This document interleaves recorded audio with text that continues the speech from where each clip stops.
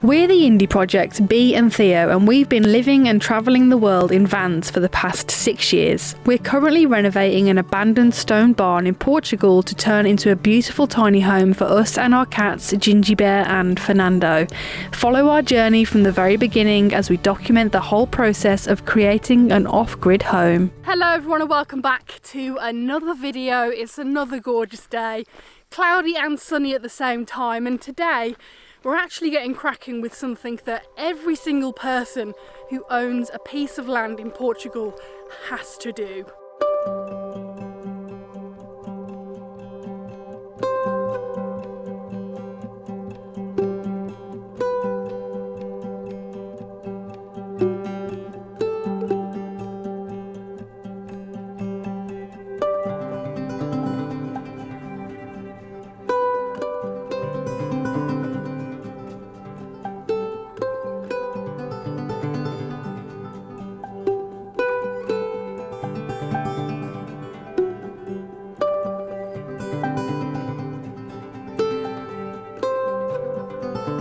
It's actually been raining for the last couple of days, which for once is a really good thing because we're approaching fire season, and that means that we need to do our land clearance. So each year the government sets a deadline and a time where you have to stop clearing your land with your tools. So anything like metal blades, I believe with nylon you can go a little bit longer with a strimmer, but you have to be really careful because the fires are so prominent here in Central Portugal and even the whole of Portugal, so you have to be really careful.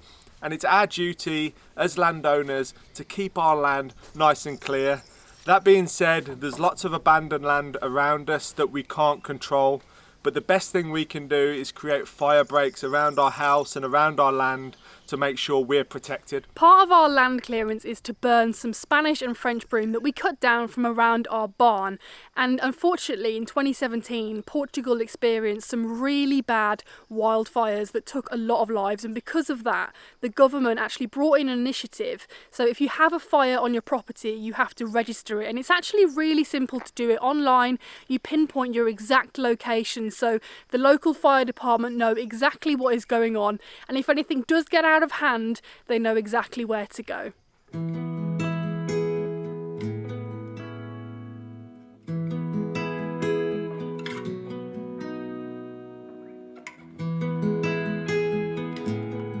Oh God.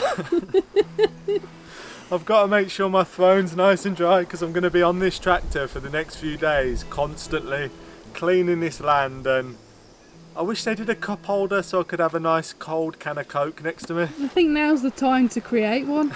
So to do the majority of the land clearance, I get to go out on the tractor, which is always a good day. I go out on this thing whenever I get the chance, even if I don't need to. And this thing on the back, you're probably wondering what it does.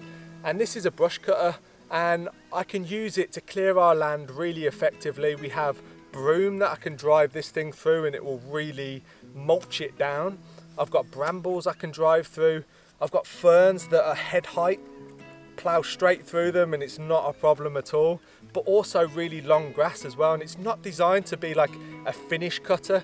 You're not going to get a lawn at the end of it that you could play cricket on, but it's perfect for the farm. And we had a lot of people in the last video saying, oh, you should really sharpen your blade, it doesn't look like it's cutting very well. Well, it's actually not a blade, it's a chain, and the chain swings around and it really mulches stuff down really nicely. And what that allows us to do is to go all over the farm because we have stones nearly everywhere on our land. So if we were to use a blade, the chances are that blade would break every time I go out. So this chain can bounce off the stones, it's no problem at all.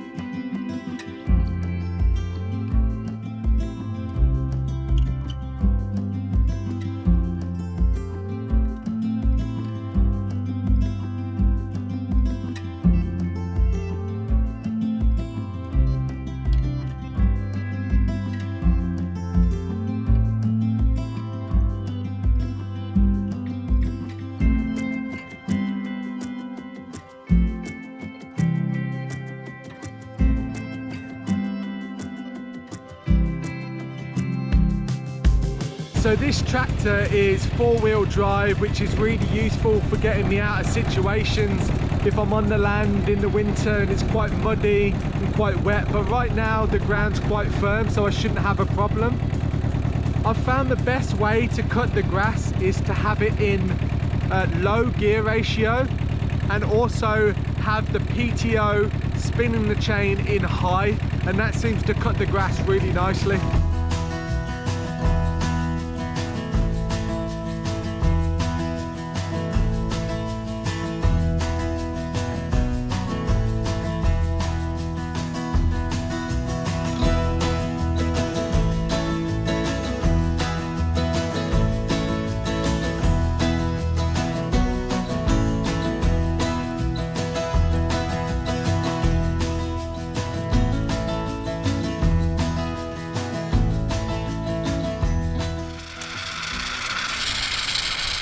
We got a little bit of a problem.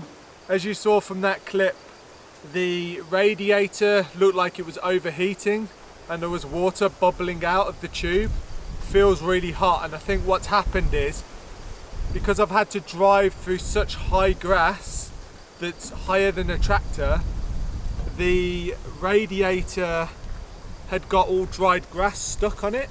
So I think that it wasn't able to breathe, and I'm just hoping that we're going to be alright and it will start again and I can top it back up and carry on, because I mean I've managed to achieve a lot in the last hour, but I've got so much more to do, so much.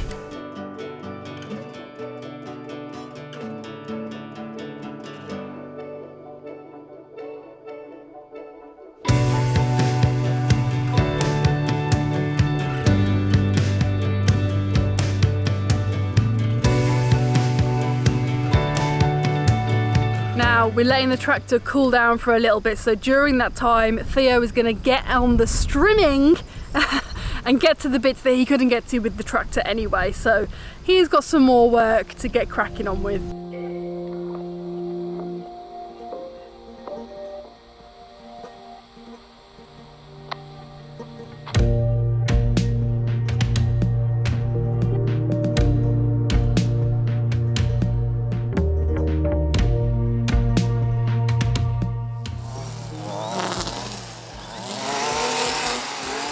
I'd just like to take a pause from the land clearing to say a big thank you to today's sponsor, which is Squarespace.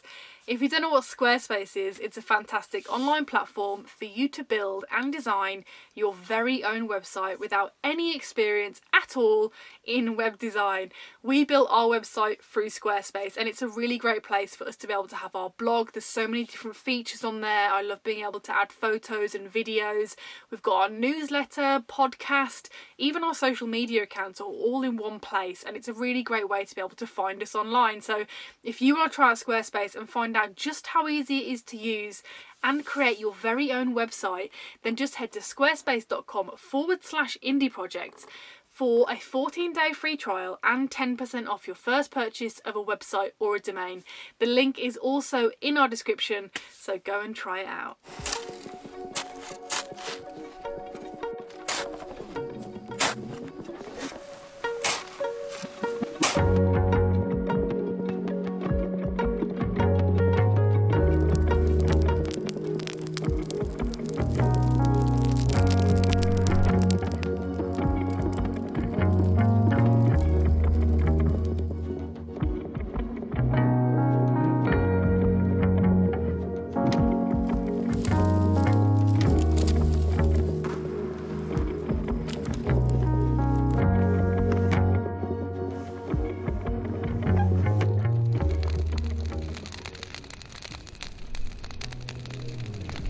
It's been a long day so far, but the fire's going behind me. I could kill an ice cold, just a bottle of water, but we don't have one. So unfortunately, I'll be drinking lukewarm water. But at this point, anything will help. But yeah, the fire's going really well. I think we've probably been on it for about an hour and a half, and we've pretty much nearly burnt all of our rubbish, like all the stuff we wanted to get rid of.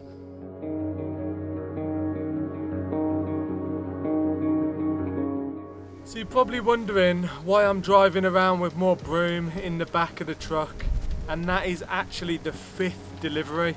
I completely forgot about a load of broom I chopped down probably like 6 months ago, and it was in a location of the land where I don't really go often, and I was walking down to do something else while Bee was burning, and I was like, oh no. Oh no, there's so much more broom. So 5 deliveries later, well, Bee's been tending the fire. This is the last one, and then we're good.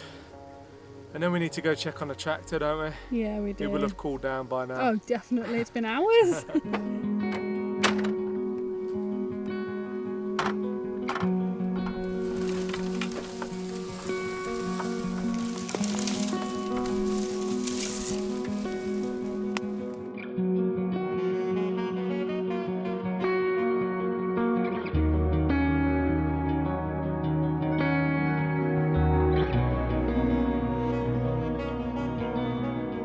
So look at that, all of that broom, all of them truckloads turned into absolutely nothing, just a bunch of hot coals.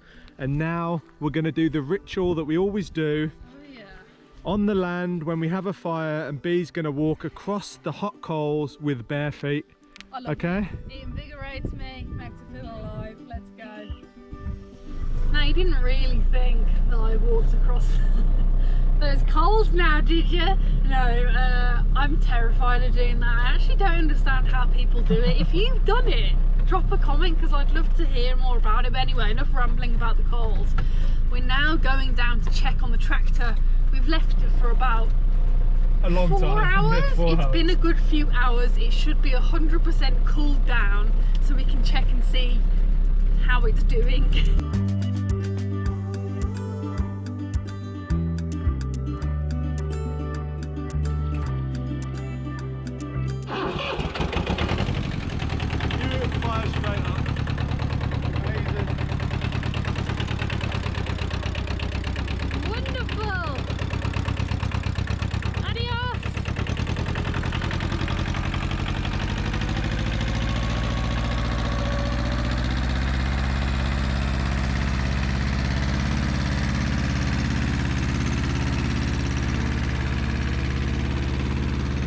I knew that my baby would fire straight up. All it was basically the air filter was getting blocked. Where it draws air through into the fan was not working properly because it was completely blocked with really high grass. So all I have to do now is, when I'm going through the high grass, I just have to make sure that I check it every 15 minutes and make sure that it's not blocked and it can breathe freely. But that's such good news. I can carry on with the land clearance in tomorrow.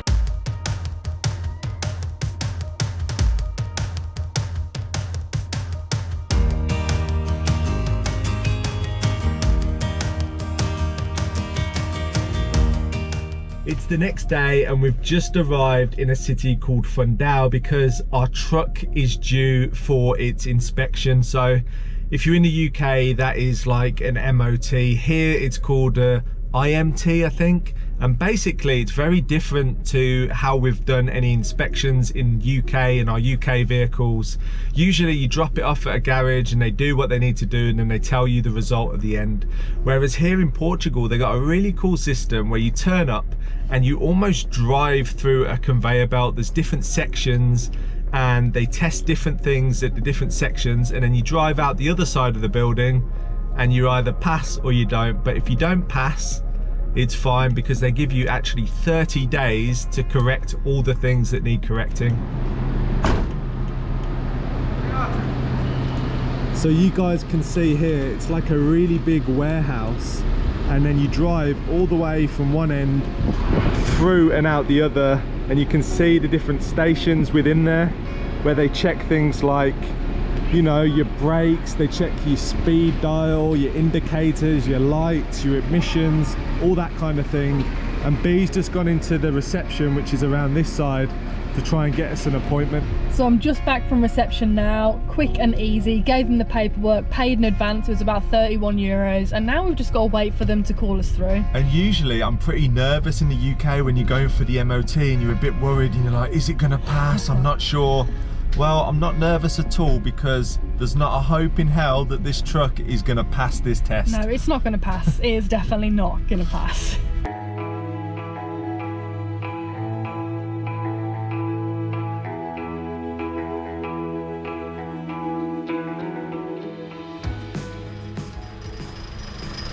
So they've just attached this into the exhaust pipe, and this is measuring the amount of emissions that are coming out the exhaust, which I imagine is probably quite a bit.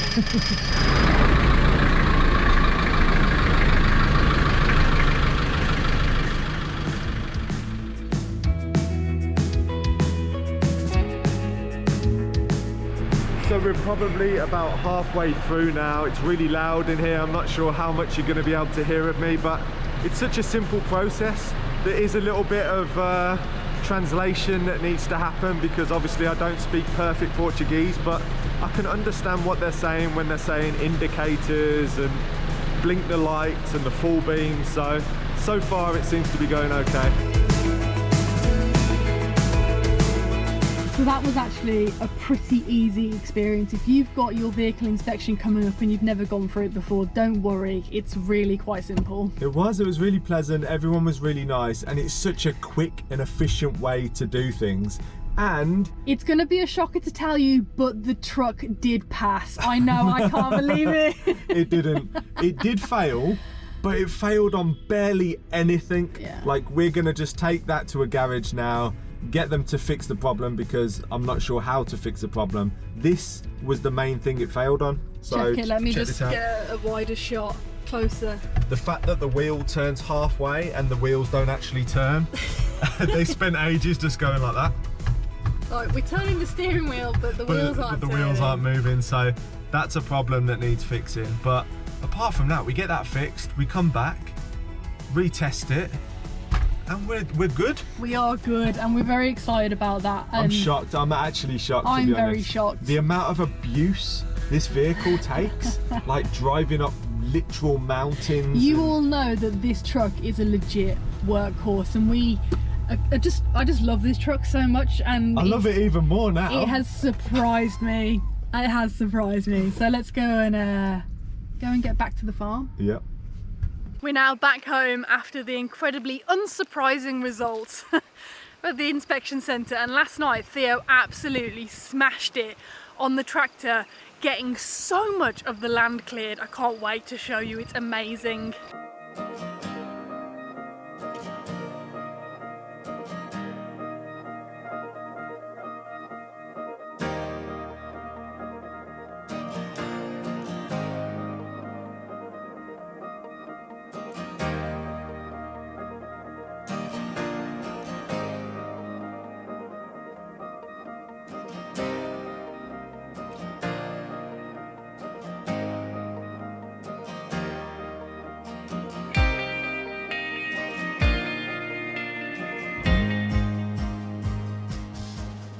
I cannot get over the transformation down here. It looks incredible. It feels like a completely different land. I know I did it last year, but I did it at a different time in the season, and I think because it's all still green, it looks like a literal golf course.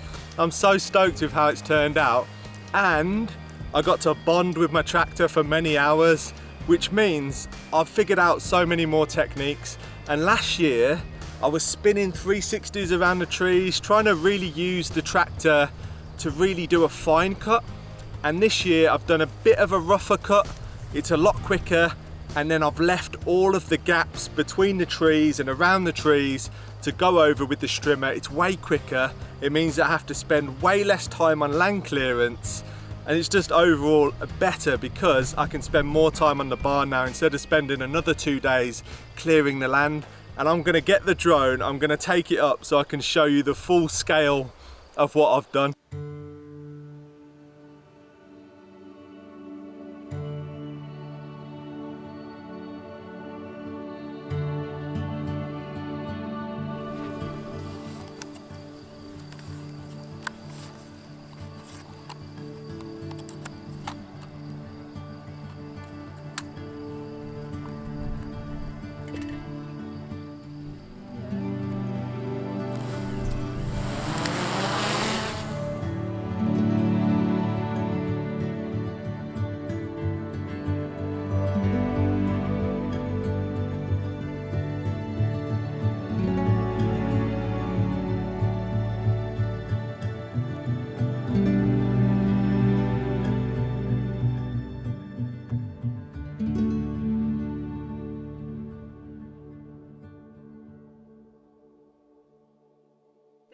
face of an incredibly proud woman.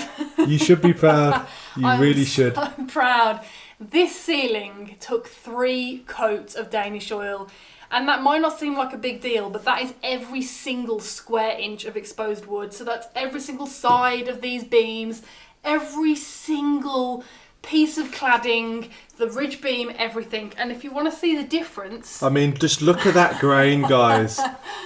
If you could see this in real life, it looks 10 times better than it does on camera. It is stunning, and I know I might sound a bit big-headed, but trust me, it really is. The grain is popping so well. It was really worth it. And if you want to see the subtle change from the colour of the wood, that's it. This is a sanded piece of chestnut, and that's 3 coats of Danish oil. Oh, it looks so much warmer and nicer now. It is. It feels super cosy in here, and the wood is also harder, so the Danish oil hardens it as well, which is great. And now it's got protection, ready for the plastering. Indeed. So as a celebration of failing our truck inspection and B also finishing the ceiling, we thought we'd try out this Uni portable wood-fired outdoor pizza oven. This thing looks amazing. You guys know we love pizza, so we're going to try it out right now. So I'm very happy right now. This is exactly how I envisioned life when we move into the barn. Sitting on the veranda, making a pizza, drinking a G&T after a long day. Oh, this is just fantastic. And I can't wait for the pizza, actually.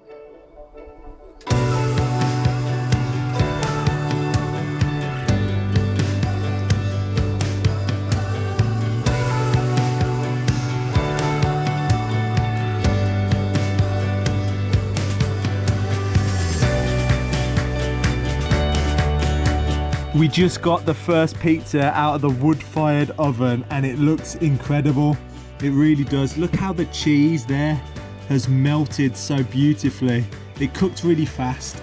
Unfortunately, we did burn one of the crusts on one side, but that's all a learning curve. It's because we made it too big. We got excited.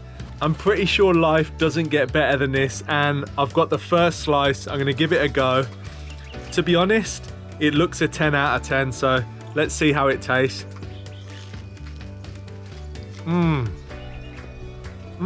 Bea, I'm not just saying this. Feel like I'm in New York or something. You know some of the pizzas we had in New York? Oh my gosh. Wow, that is unbelievable. Well, looks like every night is wood-fired pizza night from now on.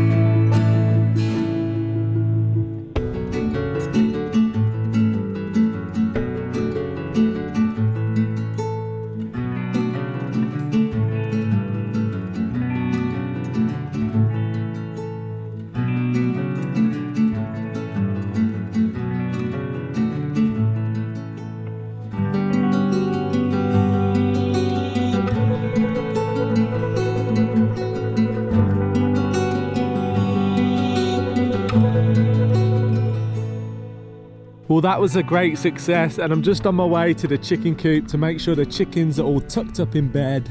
The sun's just gone down, the cats are in the van, and we had an incredible evening. Thank you once again for joining us on this video, and make sure you tune in to the next one because we're starting work on the barn again on the inside.